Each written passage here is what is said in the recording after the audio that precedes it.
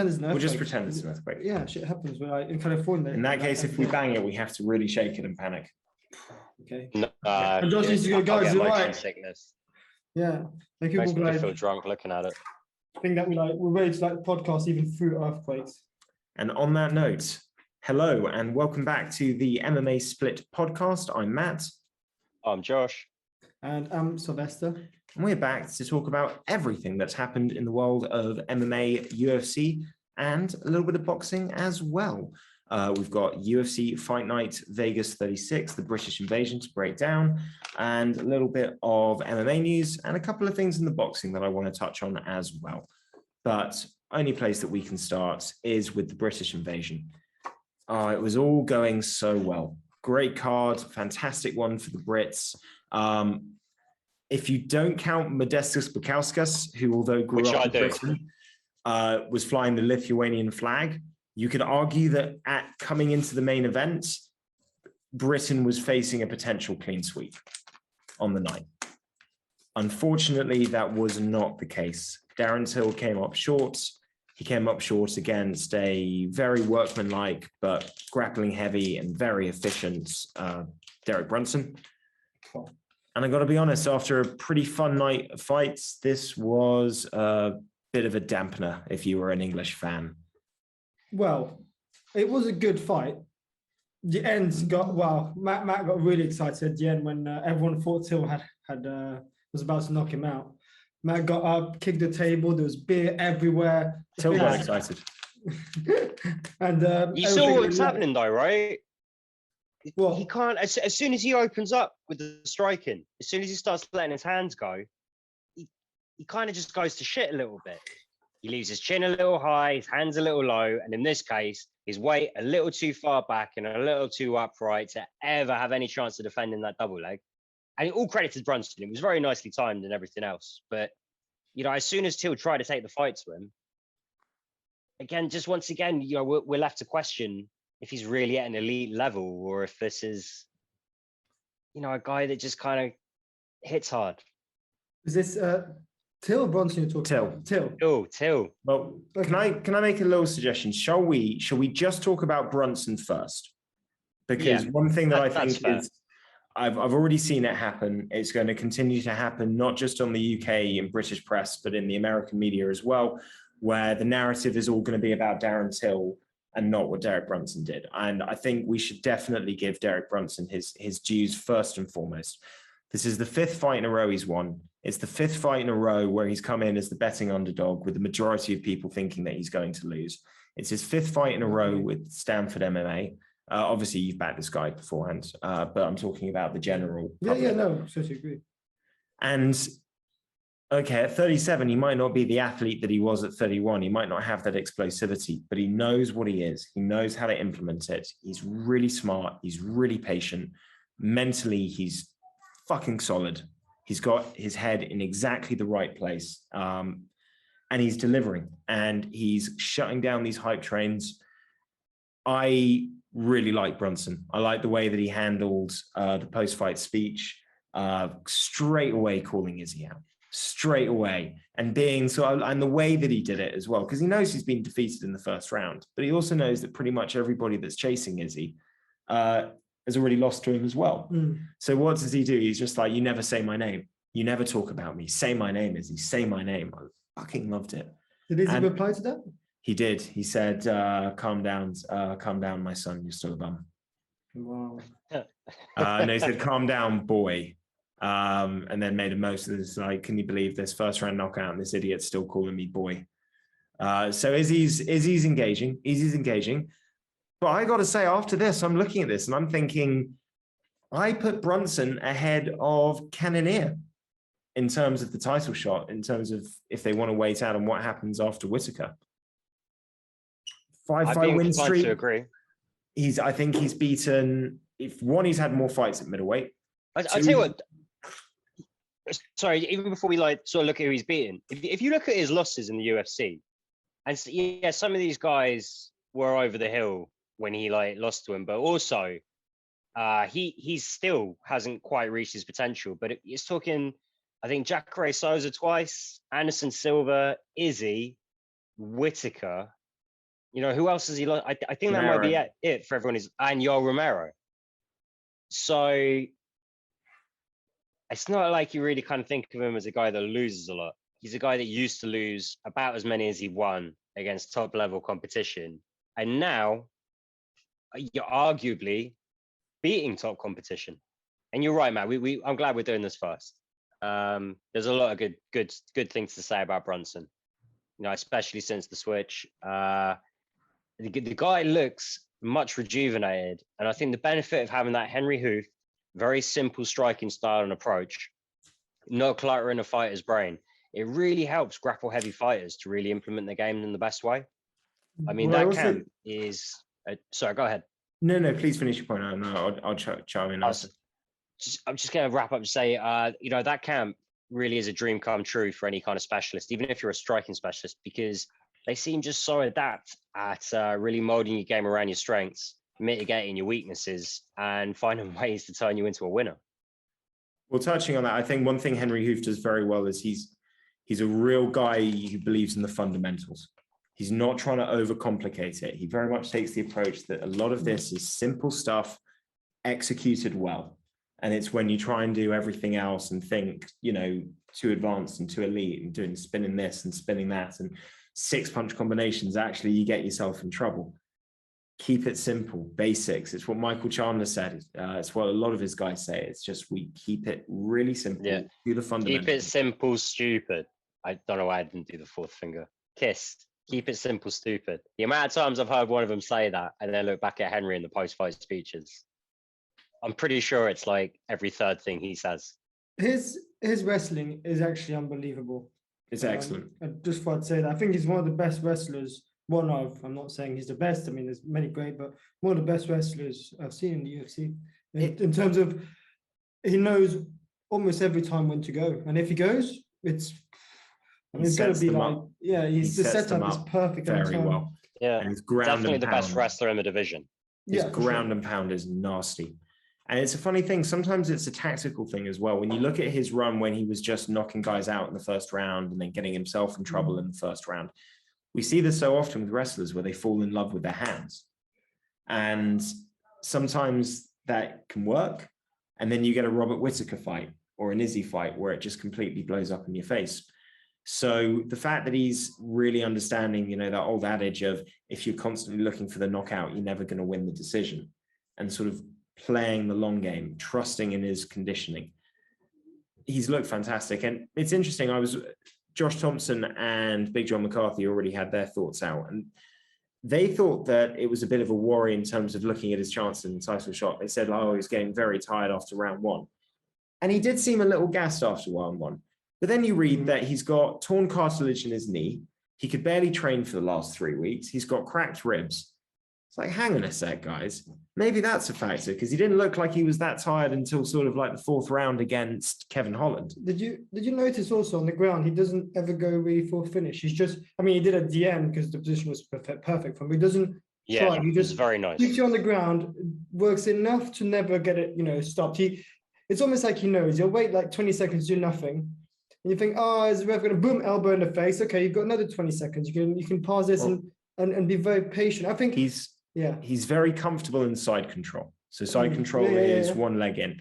And the thing about side control is that, certainly in the early days of UFC, you were looking to pass, sorry, not side control, half guard. My apologies, half guard. In the early days, and the general thought is you want to go from half guard to a more dominant position like top mount or side control where you side on. But one of the issues with this is every time you make one of these aggressive moves, you're creating an opportunity for the guy on the bottom to have enough space to pull a submission attempt or go out. So DC used to say this all the time. He loved sitting in half guard because he's just got this control. He's got the weight. The guy's not in a position where they can really sort of like pull any dangerous submissions out, apart from maybe a Kimura. And you've just got this great ability just to maintain position, hit them, beat them up, threaten a few things. I think this guy's a problem. I think Izzy's ignoring him because Izzy knows he's a problem. I think if he gets Izzy on the ground, Izzy's going to be in the same problem as he was against Jan. Like, well, he's not the same threat as Blachowicz. No, because he's not as heavy. So, and also, I mean, go ahead. Sorry. So I'm just saying his wrestling, his ability to keep you on the ground, is really, really, really good. And we've seen Izzy get in trouble on the ground a few times. Doesn't want to be on the ground. Doesn't get on the ground early, and it's not easy to get him on the ground. Well, I mean, by early, I mean in the first few rounds, and it's not easy to get him on the ground. But if Izzy makes a mistake, one mistake, he's on the ground. We've seen this guy do it to very good fighters, so we could do it to Izzy. It's a problem. So it's an interesting one because when he fought Izzy, he was desperate to get the fight to the ground. I mean, the whole fight was him chasing takedowns. There was only one round. The whole fight was him chasing takedowns, and then Izzy landed a perfectly timed knee. And then from that moment on, the fight was over in 20 seconds. He picked him apart. Now, that was the last fight. That was the fight that made Derek Brunson change camps and look for something new to rejuvenate his career. So you have to factor in that he'd be better, and he's not going to be as reckless. But like, Izzy's really quick. It's not just that he's hard to take down, he's hard to get in a position to take down. And unlike guys like Shabazian, Kevin Holland, and to be honest, Darren Till, particularly in that ending sequence, Izzy keeps range really well. He's fantastic at keeping everything at the end of his punches, using his reach, punching long, kicking long. He's not somebody that crowds himself when he's throwing and puts himself in those positions where it's easier to take him down. So I think it would be a fun fight. I think certainly Derek Brunson's going to talk some shit to Izzy, and Izzy's going to talk some shit back. And I think you could have some fun there. I think from a specific, if you really want to take that, like the sporting point of view, I think you have to put Brunson ahead of Cannonier, because in all fairness, Cannonier is 4-1 in middleweight, and he's just got his bounce back win after being out for a year and losing. Now, when he lost, he was also like number 3. So we're not talking about like the number 1 guy lost and stuff like that. I'm not saying he's out of the mix, but you've got to pay respect to the 5-fight win streak. And certainly Shabazian, Kevin Holland and Till, certainly the last 3 in a row, he was not meant to win those fights. The UFC did not want him to win these fights, but he did it. And he did it against guys that everyone was raving about. And even if you look in the case of both Kevin Holland and Shabazian, he kind of mentally, not just mentally broke them a little bit, but he also set the blueprints on how to beat those guys. Kevin Holland was looking electric. And then by the time he steps in to fight Marvin Vettori again, he just has to do exactly what Derek Brunson's already done. Same thing with Shabazian. I can't remember who Shabazian fought. He lost. Oh God, what was the guy's name? Let me look it up. I tell you what, though, I think Sean Strickland gets a title shot before Brunson does. Stylistically, well, let's be honest, Robert Whittaker is the only potential threat. If you talk about him being on his best day and is he having an average day, he's the only real threat in that division. Brunson is probably the next biggest threat stylistically for Izzy. He's also going to be one of the least marketable kind of rematches he's got out of there.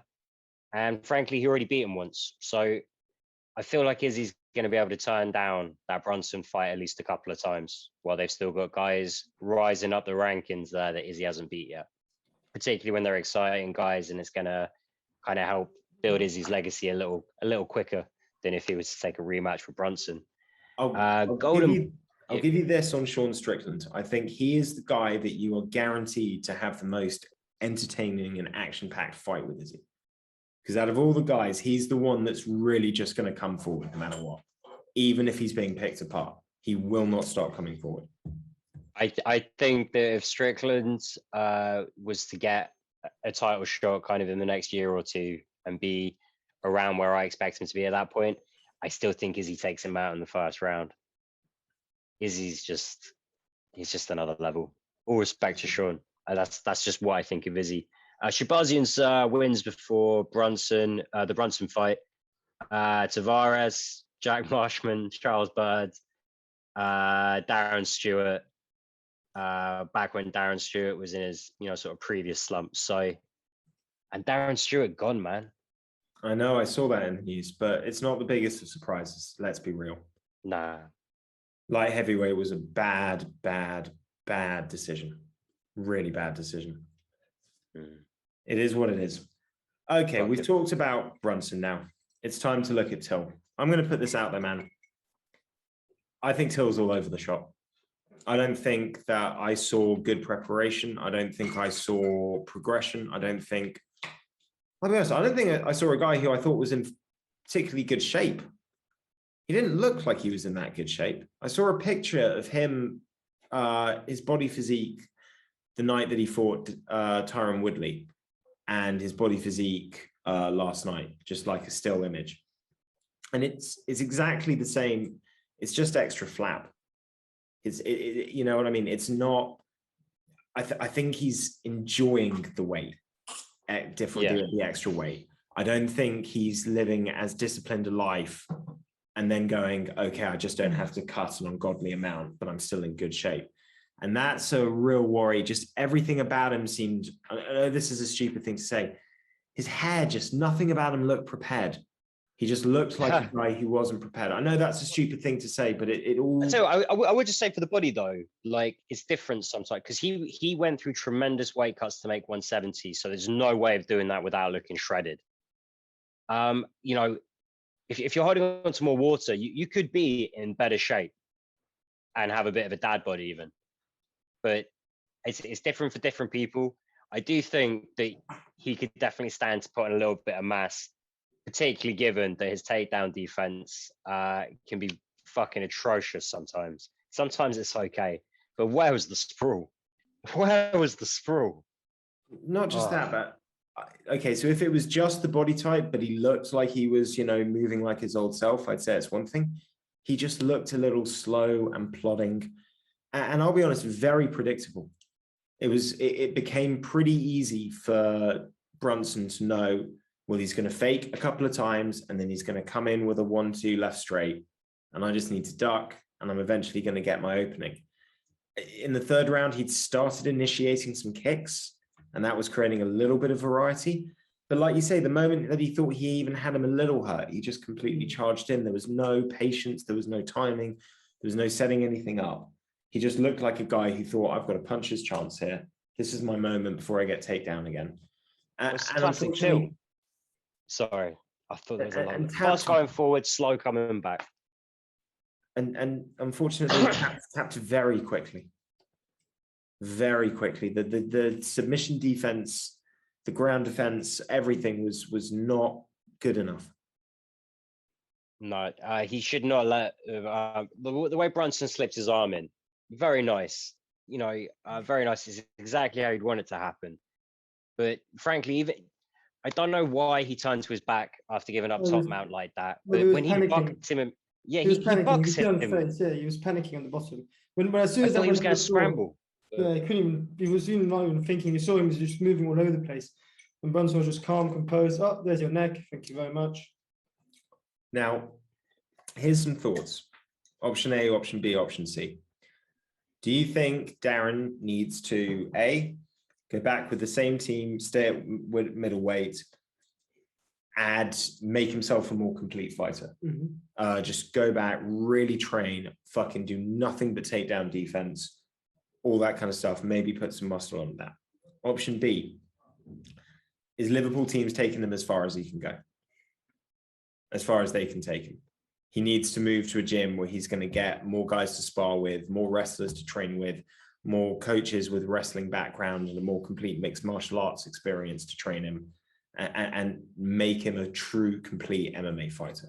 Take that raw specialist skill he has and make it truly viable to be elite in the UFC. Option C, take either A or B, but add a nutritionist and get him back down to welterweight because he looked a little small. And here's my argument. I know he had dramatic weight cuts and I know it wasn't good, but I also think that he might have taken that Rafael dos Anjos approach to cutting weight, which is I'm going to kind of maybe have a bit of help and try and sort of eat the kind of right stuff. And then just last 2 nights or last week, just fucking suffer through it. And what we've seen from a lot of guys that kind of are these tweeners in many ways, and maybe didn't weight cut the correct way going down in one weight and moved up but were too small. You've seen, for example, Rafael dos Anjos is, oh, no, I need a nutritionist. I need to really do this as an elite athlete. And actually, if I do these things properly, the weight cut is far more manageable. I don't that think could be 170 should be an option. If 170 was filled with lots of one-dimensional fighters and lots of strikers, maybe, but it's very much wrestling based good all-rounders with lots of varying kind of threats that aren't going to match up well with his skill set. I think staying with Team Cowbond's a good idea. I think he needs to recognize that he needs to take his striking to another level, particularly his defense.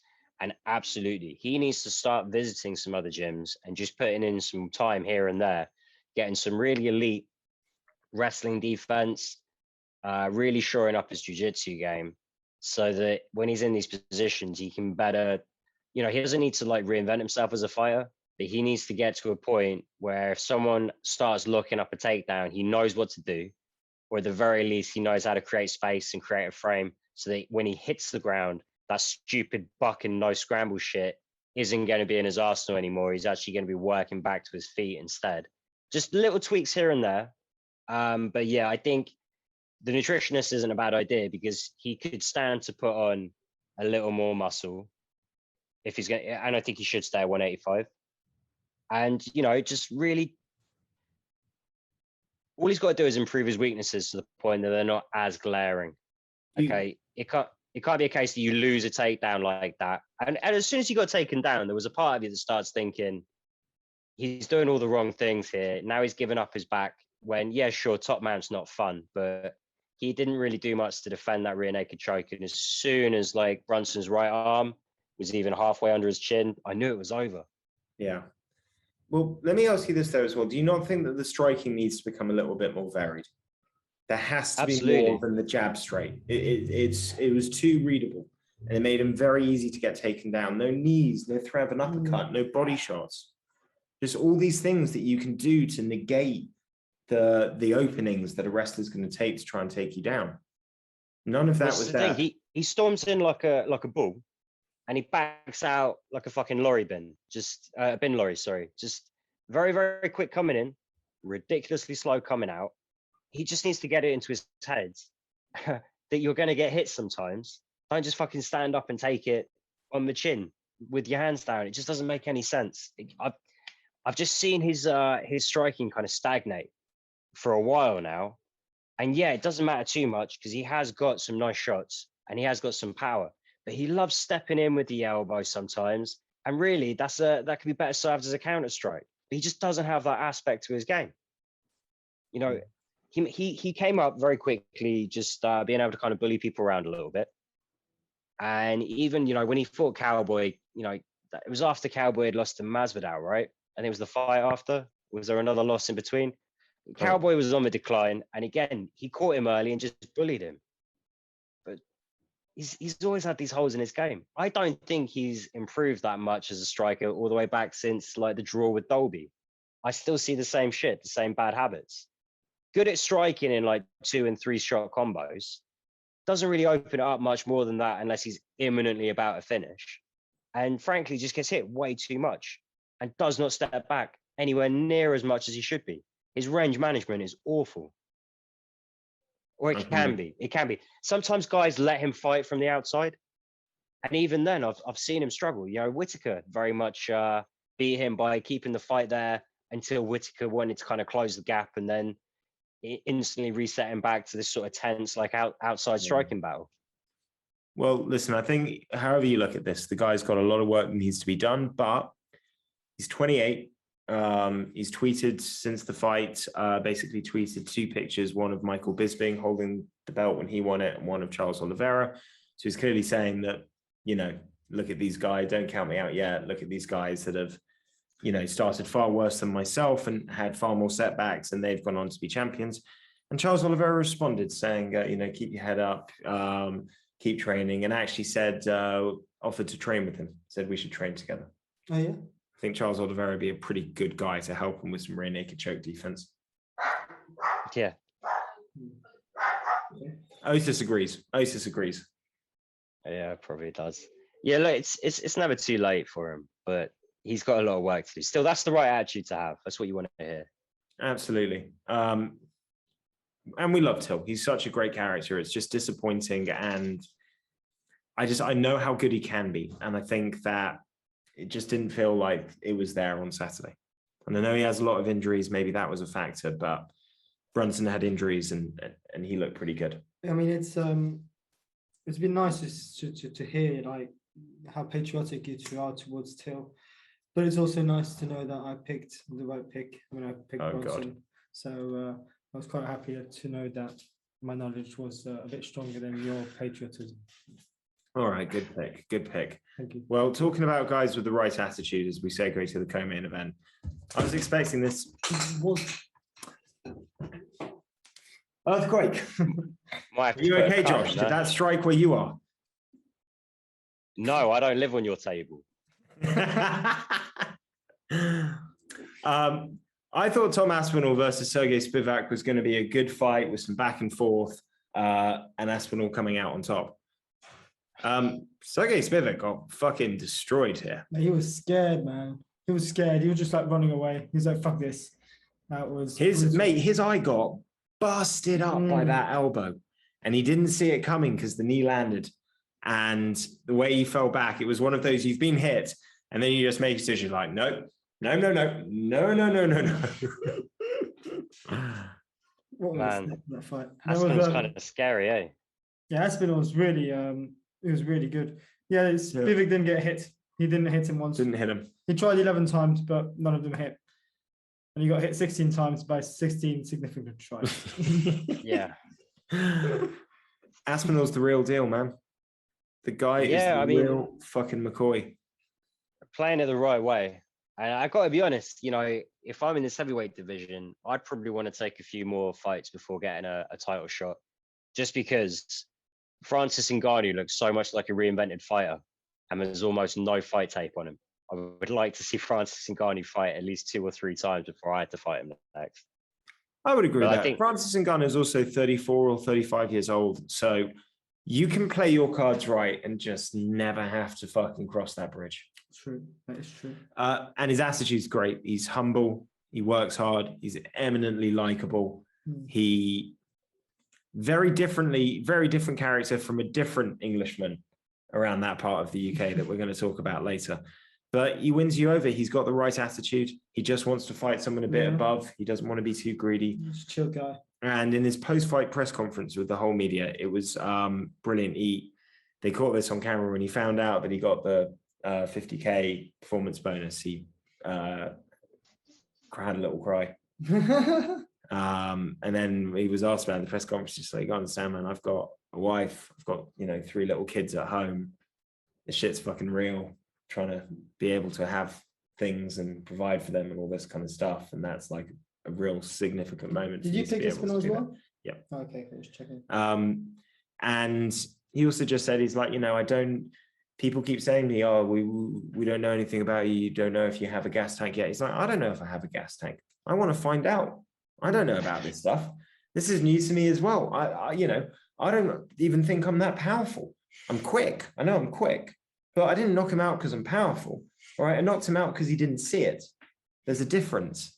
His whole mentality, I think he's got everything he needs to be an elite level fighter, because he's going to never stop improving. Yeah. And at 28, he's a baby in heavyweight. Yeah.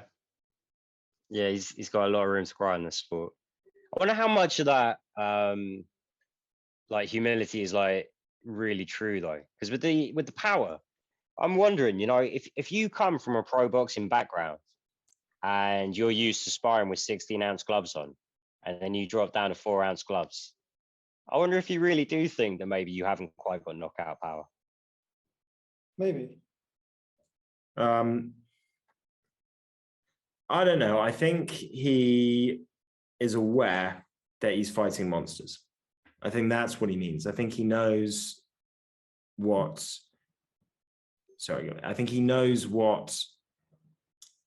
he's got compared to normal people is extremely powerful. I think compared to the elite of the heavyweight division, when you've got a Francis Ngannou, a Derek Lewis, these kind of guys, I think he's smart enough to not try and say, I'm a knockout artist vis-a-vis these gentlemen. And he's not. He's a guy that's got really good combinations. He's quick, he's athletic, he's well-rounded. And that's going to be his skill set. And as we're seeing from Cyril Gane, that skill set works. Oh, yeah. I mean, Jesus, really even Volkov before he put the weight on. You know, bar a few unlucky moments here and there, he was on a bit of a fucking tear. Yeah, I think. Anyway, I think Spivak was no joke though. Like Spivak was a fighter on the rise. Well, it's not This is anymore. a It's like, no. oh, we'll come down. This is a good scalp for Aspinall.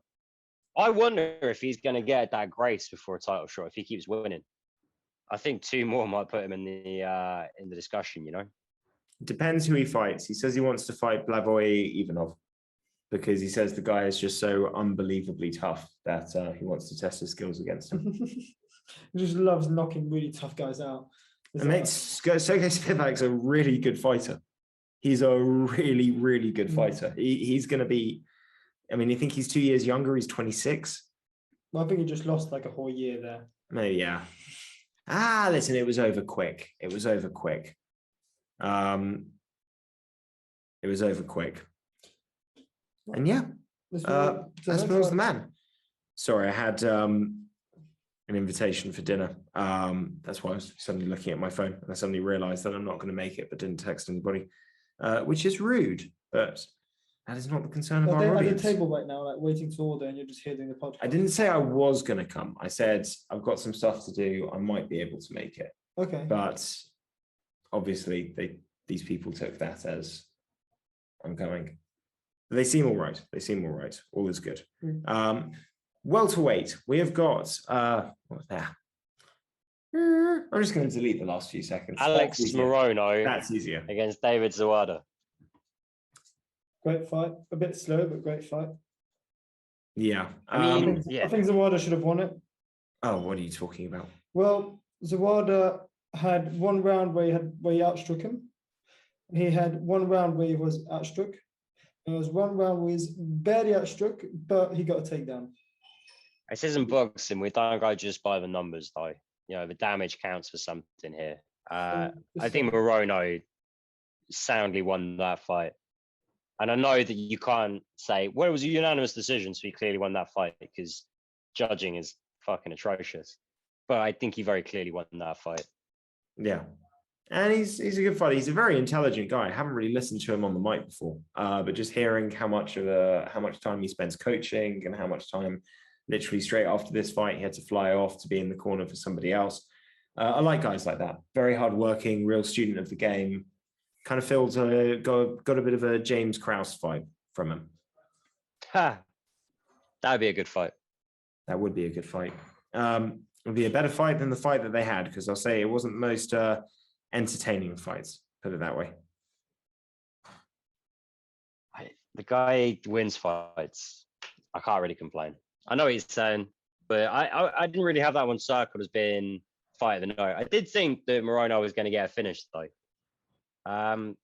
There were more decisions than I picked. Still a very, very fun night. Yeah, without a doubt. What do you guys think about Bukauskas' knee? Oh man, this was nasty, dude. This was really, really nasty. Yeah, I mean, his nose already had a fucking bend in it. It was just. He's had some rough nights in the UFC so far, Bukauskas. Well, he's had a few rough nights sleeping the last few nights, that's for sure. Can't breathe, can't move. Fuck me, I don't even know where he's sleeping, what kind of bed he's on right now, but it's not comfortable. Yeah, you know, when you lose via verbal tap, and that verbal tap is a scream of pain, you're pretty much fucked. Yeah, and Roundtree said he meant to do it. A savage guy. Yeah, and he has it's a legal strike. What? It's a totally legal strike. Yeah. He has been a little unapologetic about the damage, though. At the interview that probably you know what? this, and this, and he's like, and he was just like, "Yeah, I practice it. It came off exactly as I wanted it to." Yeah, I mean, you know, no one complains when John Jones, Romero, Whitaker, everyone else pulls it. The thing is, you know, I've seen Roundtree throw basically like low kicks to the body on guys when they're on the ground. and then had to look it up and be like, yeah, that is legal. The guy thinks about what he's doing.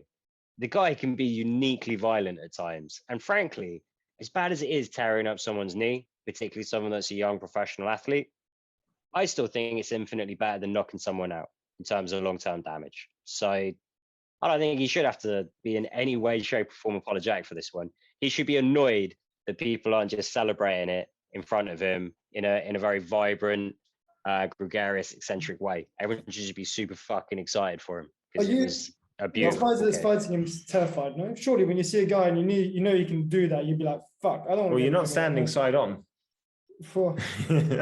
That's what you're not. Yeah, but you know he's got other weapons. That's one of them, because that's not his only one. So he's got other like fucked up weapons to break you. He's a weird He one though. knocked out Gohan Saki with a jab. He's a weird one though, Khalil Roundtree, because when he's good, he can look absolutely incredible. And then he has nights where you're just like, where the fuck are you? Yeah. Who the fuck is this guy?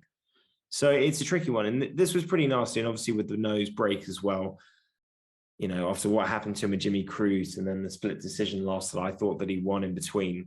It's not been fun for the Lithuanian-born London-bred fighter. For Khalil Roundtree, he wins. And to be fair, Bukauskas, just on this argument, he said he had no issue with the kick. It's a legal kick. And that's the guy who received it.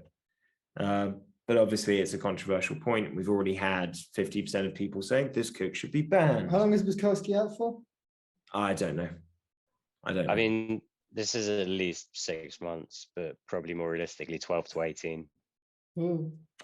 And again, even if he gets a top surgeon, there's no guarantee he'll even get back to like 85% of what he was. These are very bad injuries. Totally legal strike though. And again, I'd say if I was the fighter, I would rather get knocked out. But if I was the fighter's dad, I would definitely rather that injury than ever see him get knocked out concussed.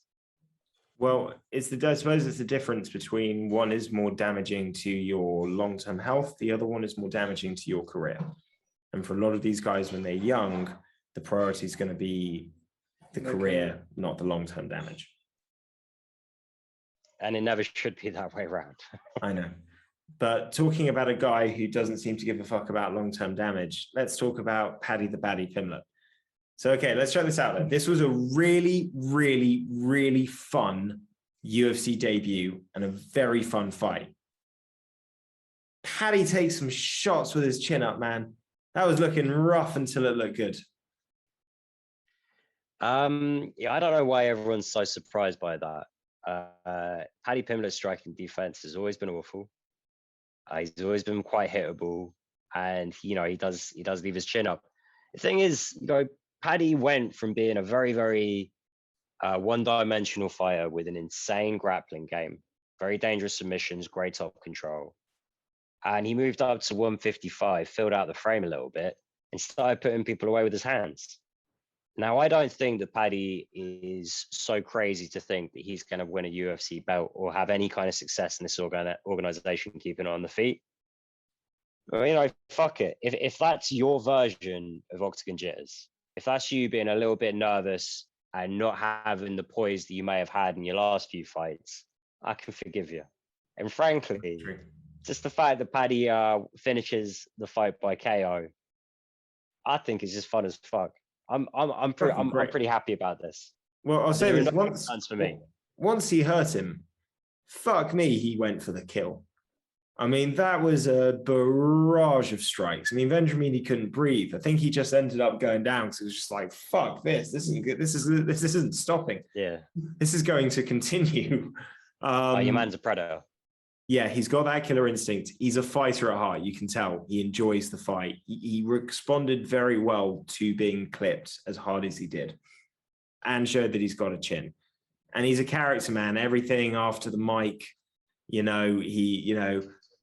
I predicted when Bisping says you almost got knocked out. And he goes, I'm a Scouser, man. Scousers don't get knocked out. It's like, mate, Darren Till got knocked out 2 years ago. Shut the fuck up. But I like the attitude. I really like the attitude. And just to kind of juxtapose it, when he then did the press conference, he was a little bit calmer. So obviously when he's doing in front of the mic in the cage, he's all amped up. And then when he does the press conference, he's like, yeah, My coaches get really angry at me when I do that. Like, they constantly tell me I'm supposed to keep my hands up, and I usually do, but then I get the fight and I just think, oh, fuck it, lad, all right. So I think he knows. He does know. But maybe he wanted to put on a show. He just wanted to be able to lure the guy in, swing for the fences. And hey, man, it works. That was a lot of fun. The UFC hyped him like crazy, and he delivered. Still walking out to the same shit as well. Yeah, but he doesn't have as much time, does he? I know. This is the thing. He used to start the walkout pretty much in the fucking car park for Cage Warriors. Do like a 3-minute walkout. It didn't even really get as far as Basement Jacks. He was kind of having to go a cappella at the end there. Yeah. Do you think, I wonder how many fighters consider that when they pick their song? And maybe they pick a song that only sounds cool for the first 45 seconds, but it sounds fucking awesome because they're just like, nah, mate, it's all about the intro. John Jones does that all the time. He'll pick out the coolest 20 seconds, stick it on the front of whatever song he's actually going to walk out to. He doubles down. He does the medley every fucking time. Yeah, that's a very boxing thing to do, though. Boxing, they love doing the fucking medley as people walk out. What's the best one you've ever heard? Medley I've ever heard. Yeah. Oh fuck! I don't combat sport really. I don't listen to it when it's the medley. I think one time I heard "We Will Be Champions" going into Black Skinhead, and I'm pretty sure that was John Jones. And I thought that's actually pretty fucking cool. When you that's all right.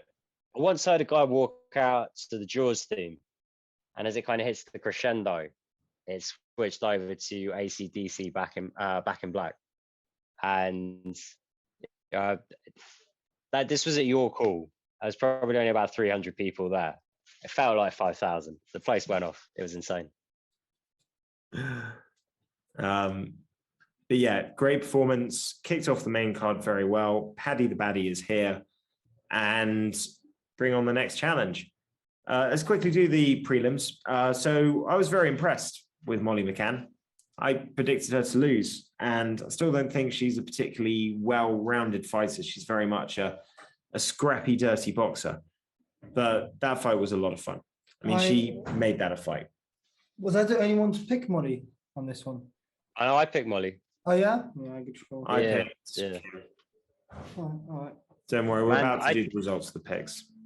Well, Molly, you used to see her get into these situations, and for love nor money, she couldn't find a way to keep her head up in these tough moments and actually land any of these combinations when she's kind of throwing the kitchen sink at ladies. This time it was just a case of she was not, by the third round, she was not going to fail to land these punches. And she weathered the storm so well, not just taking shots on the chin, but just taking glancing shots to get inside and then really landing 1 or 2 or 3 really heavy shots. Man, if McCann can find a way to keep doing that to women, she's got some life in her yet. And then maybe she can upgrade and start doing it to men. I'm kidding. She made this a fight, which is exactly what she needed to do. I mean, it was at the end of the second round where she just started dropping her hands and just walking forward as Kim was fucking, come on, let's fucking go. So she was a character. In many ways, this was Paddy and Molly's night. Yeah. Like the Molly's celebrations when Paddy won and her own fight, and she got fight of the night. He obviously got performance of the night. It feels like they were very much the the ones really flying the British flag. They're having a good time. Yeah, that's for sure. And Kim is a good fighter. She's got good footwork. I think it was just too much pressure. Yeah. Let's go through the rest. Take that last round. Couldn't agree more. No, very impressive. Obviously, Jack Shaw. Let's call it spade a spade. This was impressively dull. Like this is like, it was slightly painful. It's like you're beating somebody in a race without actually getting out of first gear. And so he had a torn bicep though, didn't he, Shaw? Did he? Yeah, I don't know if it happened in the fight. But yeah, he was fighting with a torn bicep. Okay, well that explains a lot. But to be honest, even if he was incompletely healthy, I almost have like more respect for it. It's like it's a little bit like when you see an anime or something where like somebody's so beneath the person challenging them that they don't even use their best moves. You know what I mean? They just use one hand. That was all that was necessary. You weren't even good enough to make this interesting for me. And he's 15-0. And you were right, that is Ludovic, obviously from the Tough House. This is a horrible fight for him as his entry into the UFC. Horrible fight. Particularly when you find out about the bicep injury, because it was 2 weeks before that he did it. So really should have pulled out of that one. Still beating pillar to post. Well, he's different level. And he's going to face bigger tests, but for the moment, 15-0, smashing it, flying the Welsh flag, even though we called you English in the pick show, and we apologize. You. We. Hey, I meant we as a podcast. I didn't mean we as people. Don't take us down with you. That's my goal. But very impressive. Really fun fight. No English people on these last two fights, but Julian Nerosa versus Charles Jourdain. I think, did we all go Charles Jourdain? Yeah. Yeah. But we all said that we like Juicy and we think he's a great fighter. Just coming in short notice. But that was a spectacular submission, no? Yeah, that was spectacular finish. And turn the tide, you know? He was losing that fight. Yeah. 100%. I don't know if he was... I don't know if I'd say he was definitely losing the fight, but he was losing like that round for sure. He wasn't too up. I'm looking at the official numbers and he has the edge. Obviously, the knockdown in the second probably scored that for Jourdain. But I think taking a look at it, you judges probably would have given him the first there. Outlanded him 31-21, 10 strike differential. And obviously just a slither of top control in that round. Either way, I really thought Jourdain was getting something going there in the third. And then Julian Nerosa has really nice star strokes. Yeah. And that is such a versatile kind of submission to kind of like hunt for. It leaves you open to kind of go for other submissions afterwards. You can chain things off of it. It's not like committing to a guillotine or something. Such a nice one to have. Charles Jourdain, he's really entertaining, but he can get way too aggressive. I said this in the picks. There's two guys with really good offense and no defense. I'm speaking so American, offense and defense. The fucking NFL season starting this Saturday. I'm on different lingo. He was too aggressive there. He puts himself in these positions where he can get caught in a situation. Things can be reversed. And I think some of that mentality comes from the fact that he can start a little slow or start a little off and then feels like he's got to play catch up. And you could see that happening. And maybe he's in his thought, I've got to finish this guy in the third. I've got to really make a statement. And you just get a bit careless. But he's young. How old's Jourdain? He's in his 20s still, isn't he? 26. 26. He's got loads of time. Turning 27 soon. But, you know, he got a win over Doo Ho Choi. Back when I thought Doo Ho Choi was still the shit. A win over Marcelo Rojo. Close fights with Fili and Kulabao. You know, this guy is already at a pretty good fucking level. Always a threat. And I will forever be excited to watch Charles Jourdain fight. Plus, great nickname. For GCJ, he just doesn't go away. Still gets good wins, still stays relevant, bounces back. And this was a big win. Who did he lose to? Sung Woo Choi. Sung Woo Choi, that's the one. And, you know, you look at that and you think, tough one to bounce back from. And he's back not that long later, looking impressive, pulling it back from the brink. And then we had Barrio, who got it done against Doucher, which officially fucked all of my pick hopes of even having a chance. Who did you pick on that last one, Josh? I went for Barrio. I went powerbar. I did pretty good on the picks, man. I only got, let's have a look. I got a Rosa wrong, Roundtree wrong, and Brunson wrong. Actually, there's only like 9 fights, so 6 and 3, yeah. So I got Brunson, Aspinall. No, you went Spivak. Yeah. So I got Morono wrong. I got Roundtree wrong. And I got Erosa wrong. So 5 and 4. What? We're on equal. Let's see. No. Let's see your Yeah, picks. yeah. Look, because look. So the first So first fight. One. So 2, 3, 4, 5, 6. Yeah, he's got 6 as well. So it's Mhm. method. You said Brunson decision, so No. you don't get that. Aspinall KO. You said Aspinall KO. Yep. So you both get that. the Koskas. The Cascas lost. Paddy, you said sub. You said Yeah. sub. Okay, so you still equal. Molly. I went decision. You definitely went KO. Yep. Yeah, Molly, so Meatball he's KO. one Let's up. go, Meatball. She didn't. She won on decision, mate. It wasn't a KO. That's 1 up for Josh. What? Oh yeah. You thought Jack Shaw was going to sub win. You said sub win or decision win. I went sub. Okay, you still Oh. 1 up. You went Barrio KO, and it was a decision. You said Barrio. I've got to look it up now. Where'd I write it down? It Oh. doesn't matter. Yeah, you That's won all it. the fights. Josh wins it on a tiebreaker. Wait, does it? Wait. Well, I know because it wasn't a KO. So yeah, you won it. Yeah. God, Yeah, I Josh, went you KO won. on Barrio as well. Hey. God, you got lucky there. Wins it on a tiebreaker. I think Josh has won every tiebreaker that there's been. He gets those decisions. They come back to reward him. I got no idea. I need to start writing that down. Yeah, really nice to have this on at a normal time. We had a couple of people over to watch it at the house, which was good.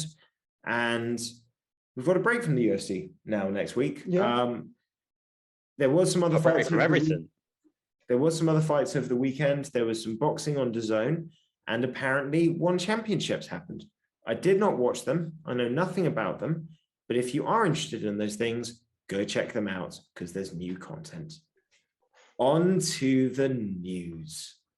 Sly, have you got some lovely news for us? Not yet. Okay, I'd like to, in that case, talk about some boxing shit that I heard that is, I'm not going to lie, this is pretty messed up. So do you guys know who Oscar Valdez is? I don't. mean, it rings a bell, but Okay. seems like a pretty common name as So well. he's an unbeaten boxer. He's a champion boxer who's meant to be defending his belt against some guy called Robson Curacao. Don't know how you pronounce it, Curacao. And he failed his A and B samples of his pre-fight drug test. So they had one sample and it failed. And then they had the backup sample that they tested in case that was a false positive. And that also failed. Fight still happening. They still cleared the fight to happen. What drug was it? It's something that is banned because it's a masking agent that helps to rid a whole variety of other steroids and other PEDs away from your system. Cheeky. And they're still sanctioning the fight. The belt is still going ahead. There is no penalty. If Teddy Atlas said it very well, if anything, and Tony Bellew even, said this very well. If anything happens to his opponent, if he has any hospitalization, any harm, that is 100% on the boxing commission that allowed that to happen. Yeah, I mean, I've seen people fail for masking agents before and avoid penalties because it wasn't primarily a masking agent. But I've never, like, before the fight, had someone fail for a masking agent and then seen the fight go ahead. That is ridiculous. Aside from John Jones and his fucking picograms, I can't think of another comparable case. It's fucked up, is what it is. And it's everything that's wrong with boxing. And it's a disgrace. It's an absolute disgrace. I think it was VADA that did the test, or WADA. I can't remember which one, but it's very, very, very odd. And not good at all. Not good at all for the sport. I think that's coming up this weekend. Strange. And it's a real thing. Like, if the guy, what happens if the guy's jaw gets shattered? You know, what if he gets his ribs break into his lung and he gets a fucking perforated lung or something like that? And I know that might have already happened, but it's like you've introduced this whole extra thing into the situation. It should be like just like a fighting category for like or every sport. just one league where you're allowed to just take whatever products you want to make yourself like the best possible human being. We used to have that. It was called Pride, and It doesn't exist anymore. We should do it again. it was a little weird, Pride. The problem Yeah. is because they wanted freak shows, they also kind of had to start going into the dark arts. Like you'd have like the best fighter in the world fighting some bum who's got like 4 fights in his record and 1 win and 3 losses.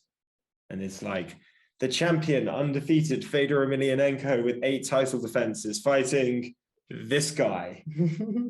Or you'd have ones where like guys were just told, weren't told to take a dive, but they'd get there and then they'd be told, okay, here's your money, here's half of your money.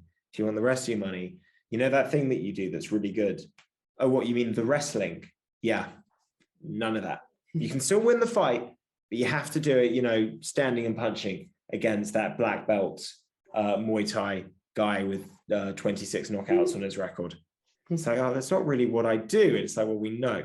Do you want to get paid? Or you had, and this will round up just with this, you had things like Antonio Nogueira, who they said, hey, we've got this guy who's called Bob Sapp. He weighs 375 pounds. All of it is muscle, which is maintained due to basically a whole variety of steroids. Like he's a science experiment. You're going to fight this human. He's going to pile drive your head into the canvas. This will break your neck's never going to be the same. But hey, if you win, you'll fucking be a legend. So it can go in both ways. But it's like I've thought this with the Olympics, like have an Olympics where we just see like, let's see a human being run the fucking 100 meters in 8.5 seconds. Fuck it. I don't care. Maybe he's got infused cheetah DNA. Or they just take cheetah legs and just attach them. Kind of, you know how like Pistorius had those blades. They do the same thing, but they just attach cheetah legs. You should do that.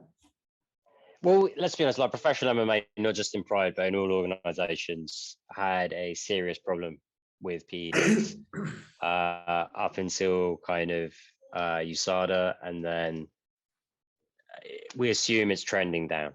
We assume the sport is getting cleaner and cleaner all the time, but you still see a lot of people pop. I don't need to see it. I don't see people going nuts on steroids. I don't think it'd be that good. That's a reasonable point. Slide disagrees. I just don't think it'd be that good. I'm just saying there's market for it. I don't know if I agree or disagree, but I'm saying if people want to do it, there should be like a little league where they do it. Don't make it the main league, just like a sidekick, like B League. You can watch it, but on the dark web. I don't disagree with you, but the thing is that like there's an audience for watching flies fuck. Is there? Yeah. We live in a weird world, man. There's an audience for everything. It doesn't mean that you should necessarily do it. Like they watch them. There's a subreddit for dragons fucking cars, and then also an additional subreddit for cars fucking dragons. Yeah, but that makes sense. The cars fuck the dragons on their own, or do they require some human assistance to make that happen? Dragons don't need any assistance. These are pretty much all hand-drawn images, so there's a lot of artistic license. Got it. So we're thinking more kind of like anthropomorphic cars. You got a laptop right there. How did you come across, put it in your browser history. How did you come across this specific subreddit? I don't know if Reddit still have this feature, but they used to have like a random button that would take you to a different random subreddit. And I just would remember people commenting on it all the time, stuff like that's how I found dragons fuck cars. I mean, eventually I also started seeing the reverse commenting under that, like, well, have you checked out cars fuck dragons? And I've looked at both. It's exactly what it says on the tin. It's not impressive. It's not what you need to look at. It fucking exists though. I'm definitely gonna have a look at it tonight though. Can we quickly then wrap up the show so I can have a look at some dragons cars and vice versa? Let's do it. It's a good note, isn't it? I mean, personally, I don't have any more news. I had a look. There wasn't a lot of news. It was just people reacting to the weekend. Yeah, mostly. And some shit talk, which we can save for the pick show anyway, and we can let more news develop throughout the week. Right, guys, I think we all need to quickly go watch some dragons fucking cars fucking dragons. Pick your own order. Bye, Laurie. Write in the comments which one you went for first. Leave it in the description, and we can do a poll. Dave, Laurie, Drifo, take care. Bye-bye. Bye-bye.